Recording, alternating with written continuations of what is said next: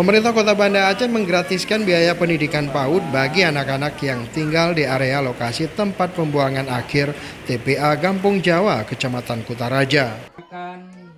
Subsidi biaya pendidikan anak usia dini diharapkan anak-anak warga kurang mampu ini bisa bersekolah seperti halnya anak-anak lain seusia mereka.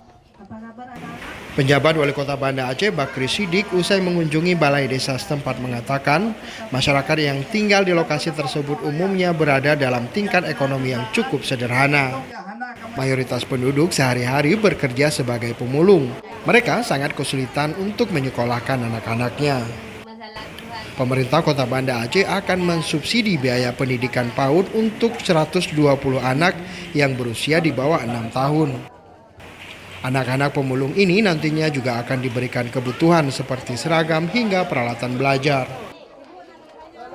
Ini kita lihat memang keadaan ekonomi mereka ini sangat sederhana. Banyak mereka yang PAUD saja tidak mampu membiayai anaknya, kemudian tidak ada fasilitas, maka pemerintah harus hadir. Kita ingin anak-anak Banda Aceh ini semua mendapat pendidikan, makanya PAUD kita datangkan di sini. Kemudian untuk biaya-biaya seperti biaya masuk itu akan disubsidi oleh pemerintah Kota Banda Aceh. Dan juga untuk yang kurang mampu, khususnya yang di warga di Kampung Jawa, sesuai dengan KTP dan KK sini, maka pakaian pun akan kita tampung karena memang mereka sangat membutuhkan.